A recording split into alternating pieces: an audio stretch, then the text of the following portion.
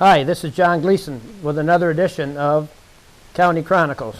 Today I'm joined by a longtime friend and a longtime hunter, a very well-educated biologist that taught for many years at Flushing High School, and he's an avid hunter. If you can hunt him, Donnie Hines, he goes after him. John Gleason, and this is our special guest here today, Don Hines. Welcome to the show, Don. Yeah, hi. It's good to see you, John. Well, you're wondering what in the world is going on here. It's not Thanksgiving, but we have a lot of turkeys around us because this is one of the most important hunting seasons, believe it or not.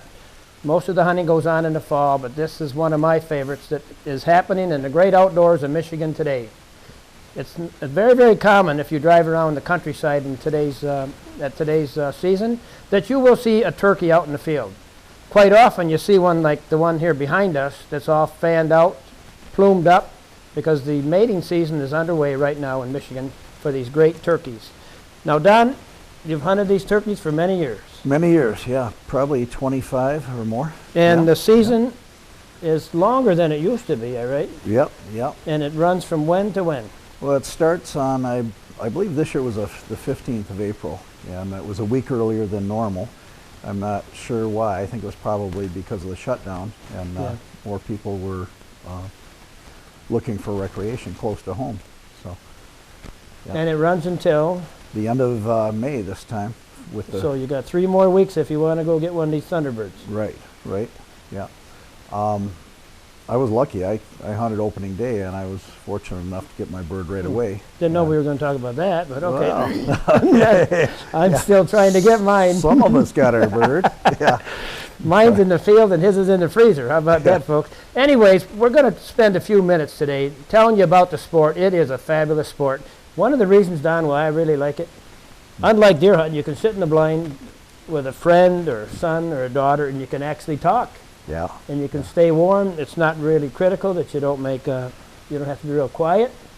And it's been, I know you took my daughter out a few years ago, and you never know what you're going to see in a blind in Michigan. That day, if you remember, we actually seen a coyote that came charging into the decoys. Yeah, you made a nice shot on that coyote too.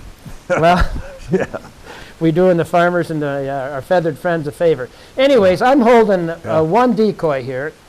And Don, as he is so often, he likes to remind me that he does better at this sport than I do, even though I like it just as much as he does, that he was successful. What you see about us today are decoys. This offers you a greater chance to actually be successful in shooting your bird. Absolutely. And you have got many. I know you like the fan. And any particular reason why you like that fan up? Yeah, the toms, especially big toms, are very territorial, and when they spot that fan across the field, because we hunt mostly the edges of fields, but when we put that out there, that tom usually forgets all about the hens. He wants to fight, and he comes strutting in. Sometimes he's very sneaky. He struts around, and then other times he's just coming at it like a roadrunner. They look like, you've seen them, like a roadrunner. They come charging in. Oh yeah, sometimes they'll attack the decoy, but it kind of takes the pressure off the hunter because the tom is looking at the decoy instead of at you. And it's always about being the alpha bird, right? Always. Bigger, tougher. In fact, as you know, sometimes you'll shoot a tom and there'll be other ones in the area, and they'll immediately come over and jump on the one and start pecking at them. Tear them apart. I shot one year, and there were 5 different toms that came out. I only seen the one tom, and when I shot it, it laid on the ground, and here comes 5 other big toms charging it, pecking it, and scratching it. They're pretty protective of that flock of girlfriends, aren't they? Yeah, they are. But anyways, we want to thank you folks for viewing today. We want to talk to you about some of the equipment that you take out in the field. What do you find important that you take with you out in the field? I take a basic little kit with me. I've got just a little bag that I take out, and it's got everything you need, other than obviously your decoys. But the call is very critical, obviously. You can get their attention. And I found that once you get their attention, you don't have to call that much. And I think a lot of hunters, especially new hunters, they overcall. Yeah. They just keep calling and calling, and that's not natural. You just want to make a little noise to get their attention, and then let the decoy do its work. But when they get close, you do it kind of quietly, but at a distance, you hit them pretty loud like that. But you want to get their attention. That's These are called a box call. This is a box call. Very easy. Mm-hmm. Very easy to make. Radius on the scratch board, right? Right. And you typically chalk that up Yep. to keep some abrasive material between the two pieces of wood. Yep. Yeah, a Quite lot an of invention when you think about it. Yeah, it's funny how each call has its own little sound to it too. Some of them are huskier, some of them are higher pitched. Depends on the type of wood they're made of. That's part of it. But yeah, a lot of times. In fact, I had a hen come in one time, and you know, we don't shoot hens. It's illegal to shoot a hen in the spring season. But she came right up to the blind. We were in a pop-up tent type blind, and she laid with her body up against the tent. I actually was able to pet her through the tent. I don't know what she thought was going on, but you do little purrs, Yeah. and then they relax. They think it's just, you know. And they cluck a lot. Yeah, they cluck a lot. The hens Yep. seem to have more of a variety. Yeah, they Don't do. they chatter? Yeah, they do. I forgot my diaphragm frame today. My mouthpiece, Yeah. my oral one, and that's what I typically like the best. To me, it seems like I can get a more authentic of a tom call Yeah. through that diaphragm call. Yeah, But the I like it when the you. box is easy. If you want to be a first-time hunter, I would say go into any sporting goods store. Very inexpensive, $9 to $15. You can buy a Yeah, basic. I would think. Yeah, that's about right. I don't use the diaphragm call, the mouth call. I just don't like it in my mouth, and oftentimes there are two of us in the blind, so we're talking back and forth, and I would swallow it or choke on it or something. I like it when you put one in your mouth because then you don't talk so much. It makes it.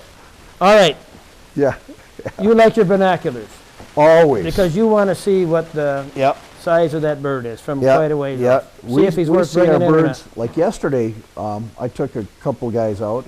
One of them was Joe Delaney. He's an outdoor writer, and Jimmy Pace, who's a known fisherman down in Lake St. Clair. But anyway, there were two of us in the blind. It's a big blind, so we were social distancing. But yeah, you can spot a little black spot across the field 600 yards away, and then you start your calling a little bit. But this will tell you if it's a hen or a tom. And it'll also tell you if it's a big bird or not, or a young bird. So then you get more excited, of course. And But what else do you use? You want to see what you're well, going to be shooting or calling. yep. What I do is I typically take a rangefinder with me because you certainly don't want to overshoot your range. You want that bird to be in about 40 yards or closer if you can. With our modern turkey guns now, though, we can keep a pretty tight pattern and we can shoot out to about 50 yards. But I typically will put one decoy out at our maximum range, and I let the birds get in closer than that particular decoy.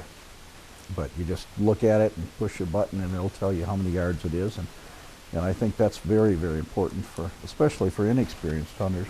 Saying that, it's just another reason why you want to prepare for the season. Oh yeah. Take your gun out and pattern it, especially the young hunters. Yep. Take your firearm out, shoot it, see how far you can shoot to keep the pattern tight. You always want your main target. The vital area in a deer, obviously, is the chest area. In a turkey, that's the neck area on up. But you want to make sure that the pattern of your shot is tight. Now, you've done a lot of waterfowl hunting and the big thunderbirds as well. You shoot what? What size shot do you use? I usually, on turkeys, usually 4. I like a pretty good sized pellet, Yeah. and it's got a lot of punch, and it holds its power, the foot-pounds, out to about 50 yards. And I'd like to get at least 4 or 5 pellets into the head or neck. And it's nice with a tight pattern, you aim at that head or neck, and then you're not ruining a lot of meat, because everybody likes to eat turkey. So It's hard to penetrate The feathers, yeah. That is armor on that bird. It's It very is. hard to shoot a shot through that Yeah. through that armor there. How about your decoys? You said you put yours out there about 40, 45 yards. No, I usually put them in closer, but the Oh, I farthest one, I put one Okay. out there at about 40, Facing the same direction? 40 yards. Or do you have No, I them- have them looking in different directions. You know, some people think you should put them all going in the same direction because they'll graze across the field, Yeah. just pecking away. But since they're not going to be moving, typically I want them, you know, just being relaxed and looking in a lot of directions. Yeah. We have several decoys here tonight, and what this is the many different materials and many different price ranges for what it would cost you to get started in the turkey hunting game. This is styrofoam, and what this one actually belongs to our son. But what I like about this styrofoam one, it really moves in the wind. Yeah. It spins quite easy because the styrofoam is so light, and you put it on to a stick that keeps it upright, and it spins so nice it actually seems like it's a little bit more active Yep. and gets the bird's attention. Another Hard nice, plastic here. yeah. Another nice thing about the foam ones like that is they collapse right down too, and you can put, you know, 5 or 6 of them in a decoy bag with Yeah. no problem. Whereas the big full-bodied guys, they take up a lot of space. This might be the only bird I get this year. It could be. Yeah. I don't know how You you're know gonna me cook too it, well, but don't you? a turkey jerky. And this is another model here, and what you can feel how soft that material. Yeah, yeah. It seems. Yeah, these are good too. Yeah. And this is a Jake with the short beard on it. This is called a beard. It's almost like horsehair, like from a horse's tail or a mane. And that would be a bigger one, a more dominant type of bird. That's a pretty full beard. That would be pretty much a shootable bird if it were a real bird. But look at the detail of the feathers on that one. They've come so far in the last few years. That, of course, those are more expensive. Those are $70 or... My wife doesn't realize that, Don. She didn't know what this cost. Did I say 70? I think I got this at a garage Yeah. sale for about $11 Yeah, yeah, a couple years ago. yeah, Same excuse she uses with her new dresses. When she buys a new dress, she yeah. said, I got that at a garage sale, I think for like $20. So this was I see. about $11 at the local garage sale. But what do you like to put out? How many you like to? I put out 6 or 7 typically, depending on if I'm hunting alone. A lot of times when I hunt alone, I'll just put maybe 3 out or so. And I like to break them up into a couple of groups, have a little space between them. But yeah, you don't need to overdo it. It's not like ducks where typically the more ducks you put out or geese, the better. But half a dozen is good, and you can get by, like I said, with 2 or 3. You know, if I only could put out one bird, I would put a tom out with the fantail, but I'm preferential to those. Now, these are the decoys. Important or not, if you find an area where you can hunt, can a young lad and his dad go out and hunt without a decoy? You can. A They're call, definitely an just a call, advantage. Yeah, $15 call box. Yep, you can get into it for minimal expense. A lot of people hunt what's called run and gun, where they'll get out there early in the morning, it's still dark, the turkeys would be in their roost, and then as they come down off the roost, they gobble, so you'll hear them at sometimes half mile away, and then you get in and you try to get as close to that area as you can, and then usually you sit with your back up to a tree and then do some calling, and then of course they'll want to find you. That's really challenging, and also if you're hunting public land,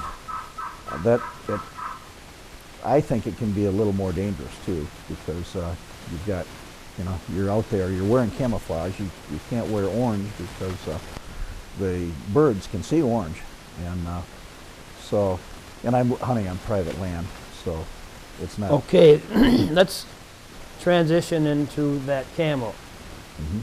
I try to cover up as much as I can. These turkeys, even though you see them and you think that you're close to them, quite often you're really not. That's where the rangefinder comes in also. Right. But I like a full body of camo, face, everything. When I jump in my blind, I keep my mask off until I see birds. When there's action, that's when I fully cover. I think it's important that you wear gloves. I wear gloves. I want my hands covered because of the white flash. Right. Your face, you want to cover that up, especially if you're out there in the morning and you're facing to the east and that sun starts hitting that Oh, yeah. that face and you start seeing some glare. Yeah, your face will show right up. Last night when I was, guiding these buddies of mine, one of them had glasses, and the reflection off the glass was noticeable. I said, hey Joe, you've got to cover up. Yeah, you look better when your face is covered. And I just wear, people say, well, what kind of hat do you wear? I wear the one that's given to me. Yeah. This was given to me by the local shop here in town. Our good friends Tom and Brian Wright over there at Over at Williams gun yeah. site. Yeah. So if you give me a hat, folks, I'll wear it. But Yeah. I got this from our good friends over there off Irish Road, Yeah. Williams. They do a lot for young kids, and we do a lot of hunter safety classes Yeah. over in their facilities. But if you want me to wear your hat, then give me one. I wear a hat a lot always when I'm hunting, and obviously with white hair, I glow in the dark practically, so I wear a hat, and I usually wear a mask too, you'll just see my eyes. Yeah. Yeah. What else should we tell the viewers tonight about this show here tonight? Safety? I wanted to mention safety again. A lot of times, if you're hunting on public land, I recommend that you use a decoy bag that's usually a blaze orange, so people will see that going through the woods. Never have red on when you're out there because, as you can see on some of these decoys, the red shows right up, and some hunter can hear it squawking and hear that turkey, and then he sees a little bit of red over there. You could be in danger, so you have to be very, very careful.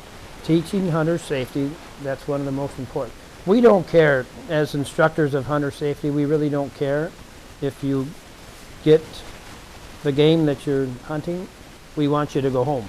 Yeah. So just like in hunter safety, you're hunting over fields, typically backed up or on the edge of a woods. You could have someone either direction of you. So just like in hunter safety, understand what is in your background.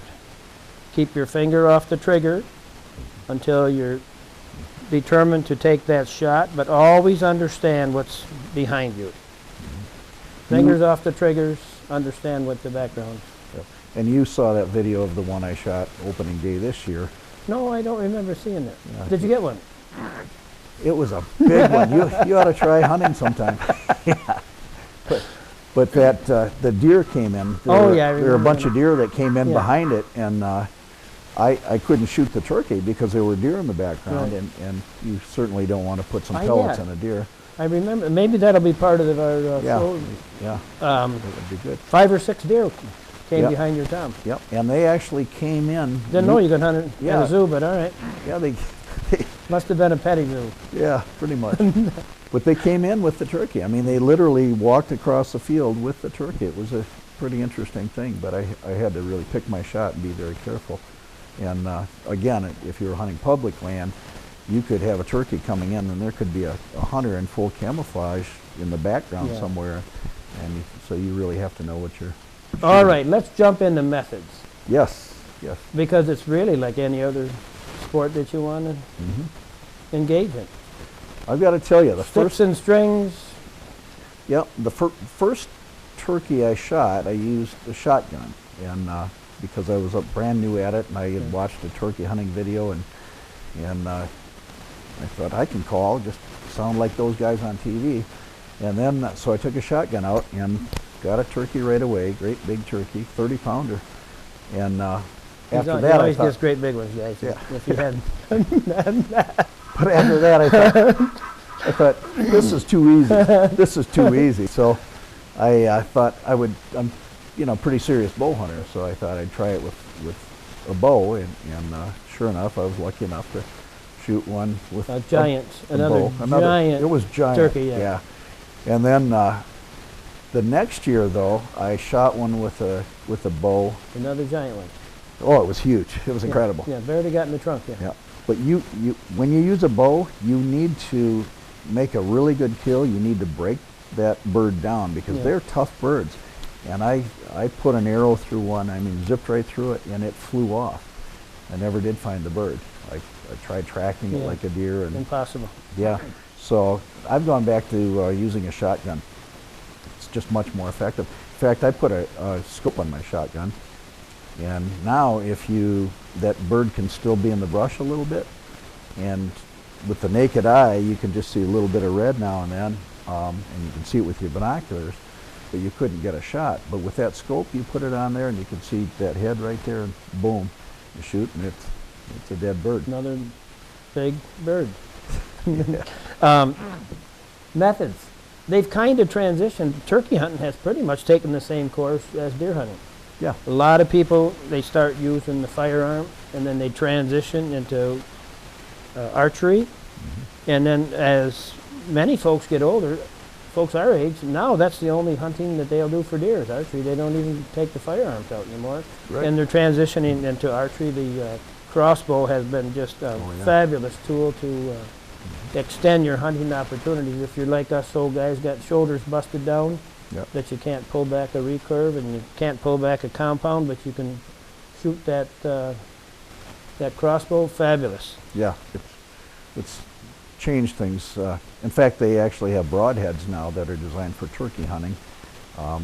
They're about a 3-inch spread on that point, so you still aim at the neck if you can, or the Is that head. a mechanical head? No, they're actually a fixed blade. They're 3-blade, and in fact, one of them goes by the trade name Guillotine because it's pretty effective, but you still have to hit the neck.